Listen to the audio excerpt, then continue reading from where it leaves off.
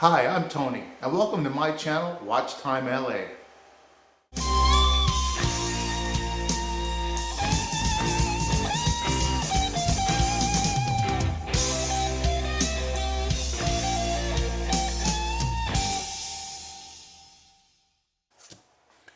Welcome to our special edition of Watch Time LA today.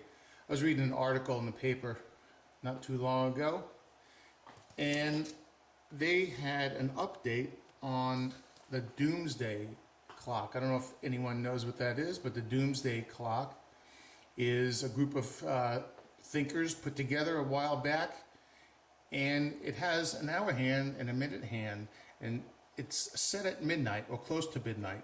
And the premise is the more dangerous the world is, the closer the minute hand gets to the midnight position, which will be Doomsday, Armageddon, nuclear holocaust, whatever you want to call it.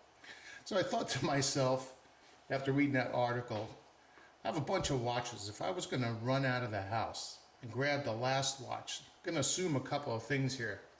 First, I was far enough away to survive, which probably means that at the very least, some electronics would have survived. Maybe a radio, maybe a quartz watch, and maybe the magnetism wouldn't be bad enough to where it would destroy an automatic movement. So I looked at my watch collection and I picked 7 watches, and I actually came out with a winner. I'm sure that whoever watches this video would come up with a dozen different ones, but I have specific reasons for the ones that I picked and the one that is the winner. But let me just go through. These are in no particular order. I'll tell you what the winner is at the end. But anyway, first I'm going to start with the tried and true Seiko 5. By the way, these aren't going to be watch reviews, just basic information. Seiko 5 has a lot going for it.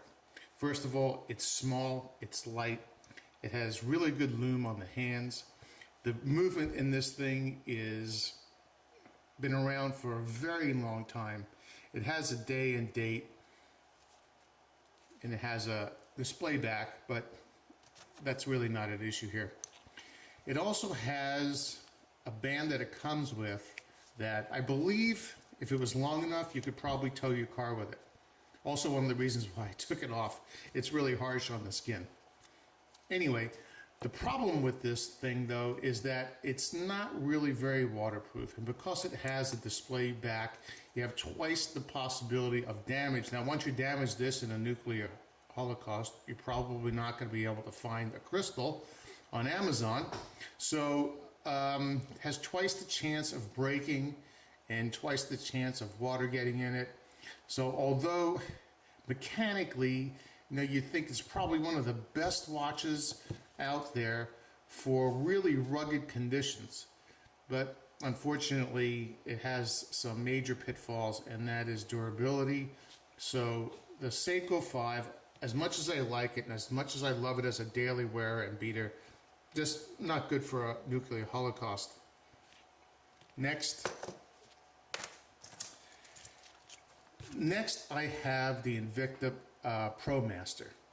Now, what this has going for it is it's very, very waterproof. It's good to 1,000 feet in case you wind up near the bottom of the ocean, still alive somewhere. It has a very thick crystal. It has a screw-down crown. It has a metal bracelet that should withstand just about anything. It has a double clasp, so you're less likely to lose it. This particular model is very well made. It does have a display back, but it's much smaller comparatively to the Seiko 5.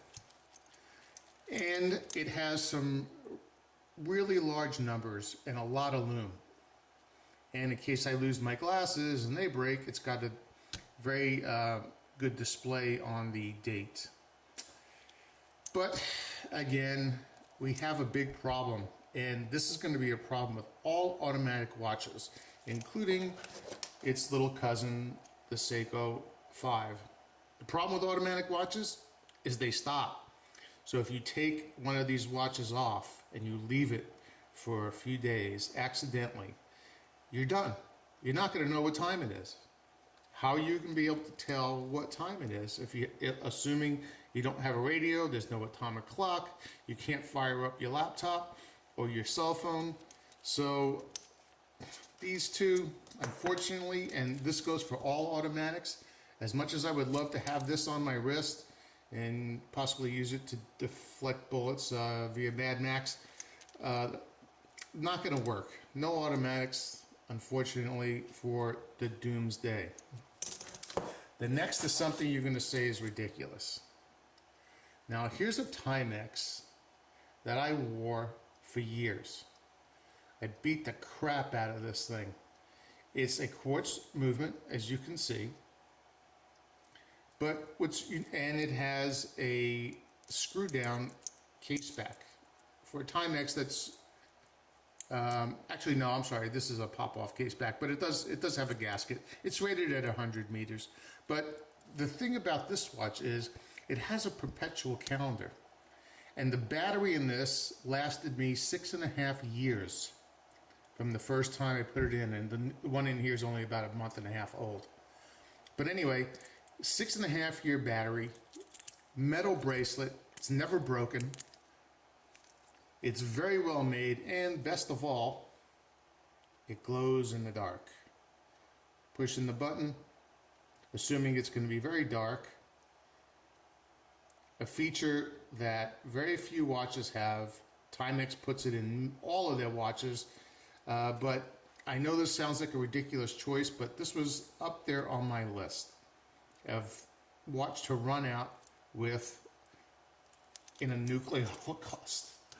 The next one up, this is a Japanese brand. I mean a Chinese brand. I don't even know how to say the name, to be honest with you. But they also go by the name of Carvel, I believe. And this watch I found on Amazon. I use it actually as a dress watch. What's cool about this one is it has tritium tubes. It has doesn't have a screwed down case back, but it does have a Swiss quartz movement. It has a screw down case back. It's rated at 100 meters or 300 feet, but you can't beat the tritium tubes, because no matter how dark it gets, no matter how dark I can get it here, you'll see that those tritium tubes do not require any charging. They will always be lit. They're lit internally by the gas that's in there. And this beats out any lume you'll ever find. It's also a quartz movement, and since, unlike the Timex, you don't need to take any power to make it light up, this is one of them that's way up there for me. Although it's a dress watch, if this was the best of the choice, this is what I would choose. But let's go on to the next one. The next one is the $10 Casio, also known as the terrorist watch, because Osama bin Laden was seen wearing this watch in several of his videos. There's also a watch that they use regularly to put into IEDs, improvised explosive devices. The alarm feature in here is enough to set off a signal and blow something up. But it has a screw down back. It's rated at about 100 meters. It's virtually kill proof. Even if the band breaks, whatever, you can walk around in your pocket. The battery on this could last several years. And the good thing about this is that you'll always know the time, at least until the battery runs out. You'll always know the time and the date. It shouldn't change. It also adjusts for those weird months with 29, 30, and 31 days, 28 days. It'll keep the date for you. So that's something that's going to be important. And for 10 bucks, this is the next one up for me. Now I have another one that I'm wearing right now, and you'll see why this one makes a lot of sense. This is a Citizen EcoDrive diver. It has a screw down crown. It has a screw down back. It's very well made. This thing is solid stainless steel. The band is very, very durable. I could see this band lasting for years. It's very comfortable. And unlike all the other watches, although as you see it's a quartz movement, it has an EcoDrive. So you never really have to change the battery. You do have to worry about the date, however, because that's not going to auto adjust for you. But as long as there's some light, this thing should keep running indefinitely. Another great choice. And got just a couple more. This is a Casio, another Casio. This is a sport watch. This thing also has a battery, but it's a rechargeable battery, and it's recharged by light.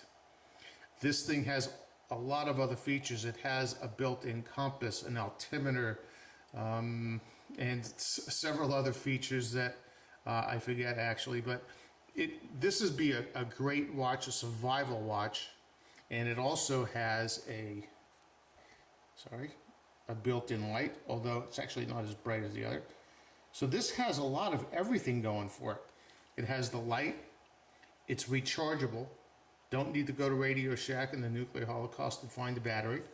It has a ton of features that could be very useful in post-apocalyptic world. It's waterproof to 100 meters, and I think the biggest downside of this particular watch is that this band breaks, you're pretty much done, and I don't know how long this band would last. But this is another great choice. And finally, I'm going to give you my watch of choice if I was running out of the house in a nuclear holocaust.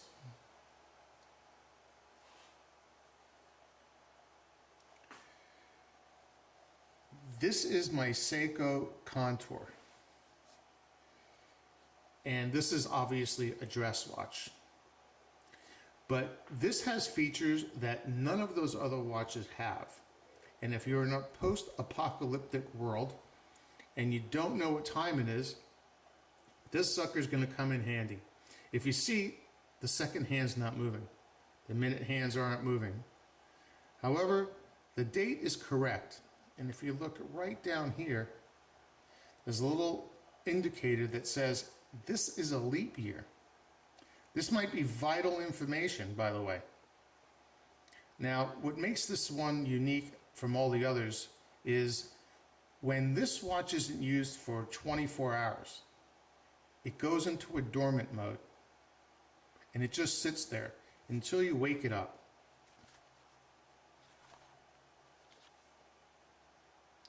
When you wake it up, it goes to the exact right day and the exact right time, and it starts ticking. It will lay dormant for up to 3 years on a single charge. And what makes this better than all of the other watches you've seen, even the EcoDrive and the solar-powered Casios, is that this doesn't require any light whatsoever. This is a kinetic watch. It has a standard rotor like an automatic watch. As you move, the watch winds and powers, and it has a little generator in it that charges the capacitor in it, and that's the battery. It's extremely well made. The bracelet is all stainless steel, solid stainless steel. It has a screw down back. It does not have a screw down crown, however, it has a great gasket on it, which I would easily say is good for 100 meters. If I had to jump in the ocean at some point, I would probably take it off. The good thing is if I laid this around for a day, a week, a month, or I lost it for a while, when I found it again, all I would have to do is shake it, and I'd know exactly what day it is, I'd know what month it is, and I'd know if it was a leap year. I don't know what more you could ask of a watch. And again, it requires no light whatsoever. And it does have some pretty good lume, although it's going to be hard to see in here. Well, there you go. It's got some pretty good lume too. Now, I don't like the particular style of this, but if I had no other choice, this is what I would take. If it came on a bracelet like this, it might be best. But this would be my choice, hands down, with my current collection. Now, if you folks out there have something better that takes all these issues into consideration, such as no light, water resistance, durability, and whatever else you can think of. Please comment below, share your videos, whatever. I'd love to see them. And I hope you enjoyed my crazy doomsday video. And hopefully Mr. Trump will never ask us to use it. Thanks for watching, and don't forget to subscribe.